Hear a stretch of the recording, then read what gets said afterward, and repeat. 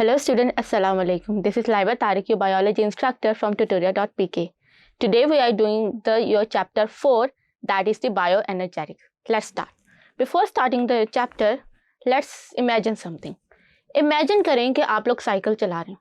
क्या आप साइकिल चला सकते हैं without pedaling your cycle? It's because every object in the universe, whether it's living and non-living thing, need energy to do the work. लेकिन living things अपनी energy कहाँ से लेती हैं? Well, we all take energy from the food. Energy के इसी creation and breaking of energy को हम बायोकेमिस्ट्री के अंदर बायोएनर्जेटिक्स कहते हैं. यानी जो मॉलिक्यूल्स हमें एनर्जी प्रोवाइड करते हैं और जिन मॉलिक्यूल्स में हम एनर्जी क्रिएट करते हैं उन सब को हम बायोएनर्जेटिक्स के टॉपिक के अंदर स्टडी करते हैं. देखा जाए तो लिविंग थिंग्स के अंदर दो इम्पॉर्टेंट बायोएनर्जेटिक रिएक्शंस हो रहे होते हैं.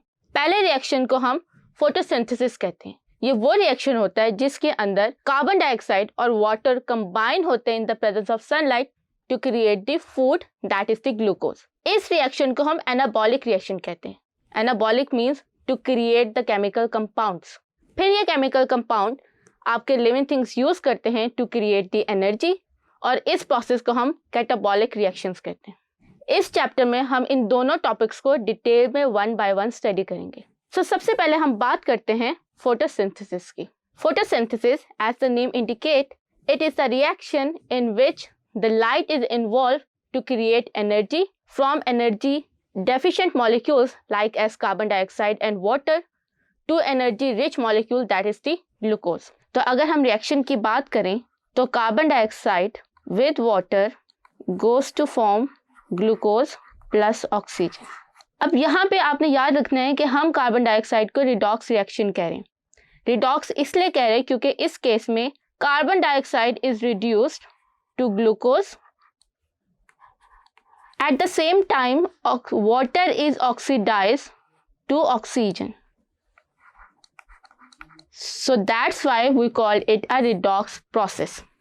अब यहाँ पर आपको सबको पता है कि फोटोसिंथेसिस के लिए जो चीज़ इंपॉर्टेंट होती है वो लाइट होती है. लाइट सनलाइट से आती है. अगर देखा जाए तो लाइट जो है वो उसके अंदर एक whole range of electromagnetic radiations होती हैं. लेकिन हमें उस होल रेंज में से एक small portion which is known as visible light उसको यूज़ करते हैं plants to create the food. Visible light आपकी 400 नैनोमीटर से स्टार्ट होती हैं और एंड होती हैं 700 नैनोमीटर तक.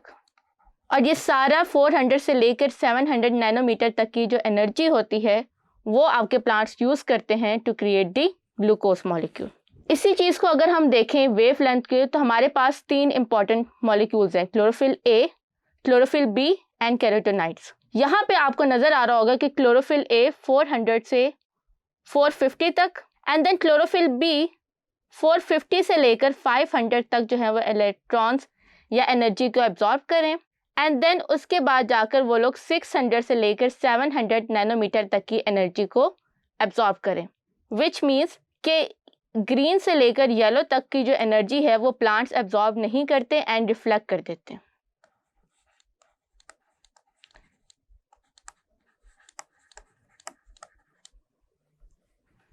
दैट्स वाई आपको जो प्लांट्स हैं वो ग्रीन एंड येलो के दरमियान के कलर के नज़र आते हैं.